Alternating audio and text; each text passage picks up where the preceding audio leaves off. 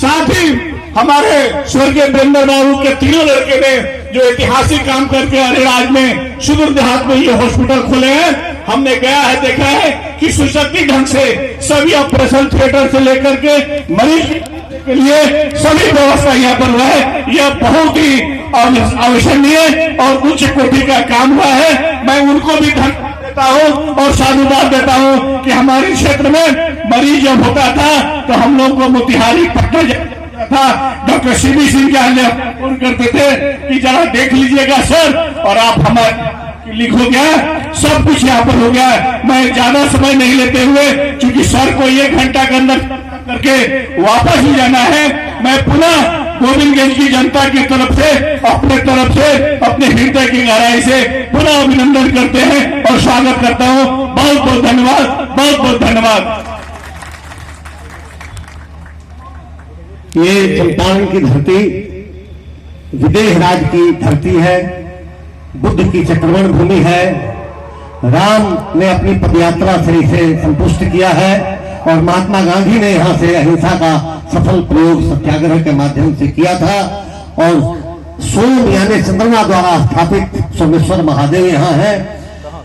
मैं इस सरजमीन पे महामहिम उपराज्यपाल जम्मू एवं कश्मीर श्री मनोज कुमार सिन्हा जी को सादर आमंत्रित कर रहा हूं, आवे और आज की इस सभा को अपना संबोधन दें।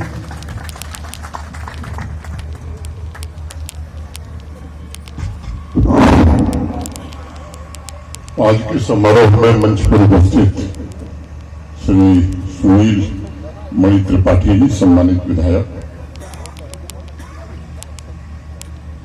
Shri UP Singh ji, doctor CB Singh ji, Rajiv Kumar ji, मेरे सम्मुख उपस्थित हमारे मित्र संजीव ठाकुर जी, पूर्व विधायक श्रीमान प्रकाश राय जी, सभी सम्मानित अतिथिगण, देवियों, सज्जनों और मित्रों, आज भगवान भोलेनाथ की पवित्र नगरी अरेराज में श्री वीरेंद्र राय हॉस्पिटल का लोकार्पण करके मुझे अत्यंत प्रसन्नता की अनुभूति हो रही है। जैसा बताया गया, ये अस्पताल कटिंग एज मेडिकल टेक्नोलॉजी का उपयोग करते हुए यहाँ के स्थानीय मरीजों को चिकित्सा सेवाएं उपलब्ध कराएगा। श्री वीरेंद्र राय जी के परिवार ने देखभाल और जनसेवा को केंद्र में रखकर इस प्रतिष्ठित संस्थान का निर्माण किया है। मैं श्री राजीव, श्री संजीव और उनके परिवार के समस्त जनों को समर्पण के साथ इस सेवा कर्म के लिए अपनी शुभकामनाएं देता हूं। ये सच है कि ग्रामीण अंचलों में अभी भी चिकित्सकीय सुविधाएं उस स्तर की देश में उपलब्ध नहीं हो सकी हैं, लेकिन पिछले 10 वर्षों का जो कालखंड 10-11 वर्षों का है, इस बात का गवाह है कि भारत ने हेल्थ केयर में बड़ी तेजी से प्रगति की है। नई टेक्नोलॉजी और ट्रीटमेंट के लिए हमारे इनोवेटिव मेडिकल रिसर्च को आज दुनिया में एक महत्वपूर्ण स्थान मिल चुका है। मुझे प्रसन्नता है कि हमारे हेल्थ केयर प्रैक्टिशनर्स ने देश ही नहीं बल्कि विदेशों में भी इस सेवा के महान प्रोफेशन में कामयाबी के झंडे गाड़े हैं और आज विकसित देशों के अग्रणी मेडिकल इंस्टीट्यूशंस के साथ देश हमारा प्रतिस्पर्धा करने की स्थिति में आ गया है। गर्व के साथ ये बात कही जा सकती है कि हमारे हेल्थ केयर प्रैक्टिसेस के हाई स्टैंडर्ड, समतापूर्ण, एकीकृत, जन केंद्रित और कुशल सेवाओं ने भारत को मेडिकल ट्रीटमेंट का एक फेवरेट डेस्टिनेशन बना दिया है। दुनिया के अनेक देशों से अच्छी चिकित्सा और सुविधाजनक दर पर चिकित्सा कराने के लिए आज हमारे यहाँ लोग आ रहे हैं। ये सच है कि अभी भी देश में डॉक्टरों की बड़ी कमी है। पिछले 10-11 वर्षों में अनेक प्रयास हुए हैं और नए मेडिकल कॉलेजों की संख्या जिस रफ्तार से बढ़ रही है, मैं उम्मीद करता हूं कि आने वाले 8-10 वर्षों में देश इस क्षेत्र में भी जो वर्ल्ड हेल्थ ऑर्गेनाइजेशन के मानक हैं उसके अनुरूप बन पाएगा। अगर आप विचार करेंगे तो पिछले 70 वर्षों में 2014 के पहले देश में प्रतिष्ठित जो संस्थान है एम्स, इनकी कुल संख्या 7 हुआ करती थी, लेकिन 14 से और 25 के बीच 16 नए एम्स देश में स्थापित हो चुके हैं। अनेक नए मेडिकल कॉलेज बन चुके हैं। हेल्थ केयर में प्राइवेट सेक्टर में भी मैं समझता हूं कि बड़ा ही क्रांतिकारी बदलाव आया है। रेवेन्यू जनरेशन हो या रोजगार, दोनों क्षेत्रों में इसके कारण देश में प्रगति हुई है। गत वर्ष के आंकड़े के मुताबिक आज हमारा हेल्थ केयर सेक्टर लगभग $372 बिलियन के आंकड़े को पार कर चुका है और सीधे लगभग 75,000 मेडिकल प्रोफेशनल्स आज इसमें जुड़े हुए हैं। मुझे उम्मीद है जिस प्रकार से टेक्नोलॉजी का प्रयोग बढ़ रहा है हेल्थ केयर सेक्टर में, आने वाले वर्षों में कम से कम 35 लाख नए रोजगार के अवसर उपलब्ध होने वाले हैं। मैं मानता हूं कि अब हमें हेल्थ सर्विसेज के कवरेज का विस्तार करने और दूर दराज के क्षेत्रों में अफोर्डेबल केयर प्रदान करने पर ध्यान केंद्रित करने की जरूरत है। सर्विसेज में क्वालिटी कैसे सुनिश्चित हो, ये सबसे महत्वपूर्ण विषय होगा। हमारा हेल्थ केयर सिस्टम तमाम चुनौतियों का सामना करते हुए मैं समझता हूं कि ठीक दिशा में आगे बढ़ रहा है। मैं श्री राजीव और श्री संजीव जी से जरूर कहूंगा कि सभी अस्पतालों की प्राथमिकता स्पेशलिस्ट डॉक्टर्स, पैरामेडिकल और अन्य कुशल सहायक कर्मचारी हैं, इसलिए ह्यूमन रिसोर्स पर विशेष ध्यान देना ये बड़ा आवश्यक होता है। दूसरी बात मुझे लगती है कि हेल्थ केयर सिस्टम की वाइब्रेंसी के लिए ये बड़ा आवश्यक है कि कम्युनिटी, गवर्नमेंट और प्राइवेट सेक्टर के बीच एक अच्छी साझेदारी और अच्छा तालमेल बने। मेडिकल सपोर्ट प्रदान करने में सामाजिक पहलुओं पर भी हमें विशेष ध्यान केंद्रित करना चाहिए। हेल्थ केयर सर्विसेज का जो सबसे प्रमुख उद्देश्य होता है, मैं समझता हूं, वो सेवा होता है। और हमारे यहाँ तो शास्त्रों में, महाभारत में धर्मराज युधिष्ठिर ने पहले ही इसका उद्घोष किया कि न तो हम कामये राज्यम ना स्वर्गम ना पुनर्भवम कामये दुख तप्तानाम प्राणी नामार्ति नाशनम। मुझे न राज्य की कामना है, राज्य न मिले कोई बात नहीं, स्वर्ग न मिले तो भी चलेगा। मेरी कामना यही है कि जो लोग दुखी हैं उनकी सेवा मैं कर सकूं। मैं समझता हूं कि ये जो मूल भावना है, इस पर जितना भी बल देंगे मुझे लगता है कि वो बेहतर सेवा देने में सफलता मिलेगी।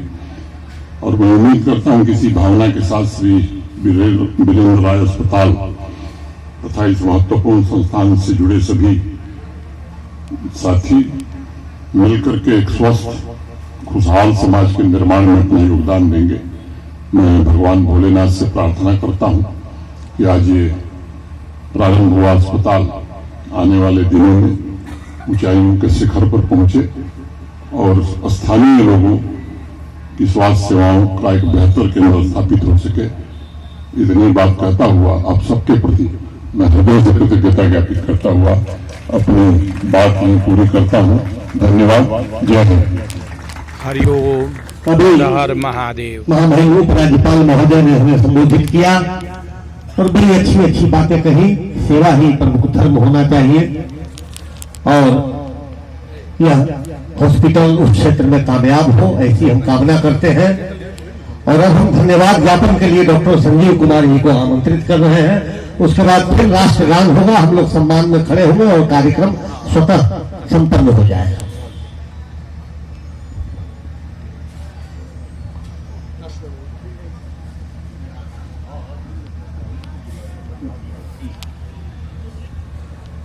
परम आदरणीय माननीय उपराज्यपाल जी श्री मनोज सिन्हा जी, मंच पर उपस्थित हमारे विधायक श्री सुनील मणि त्रिपाठी जी, हमारे अभिभावक डॉक्टर सीवी सिंह एंड हमारे उपस्थित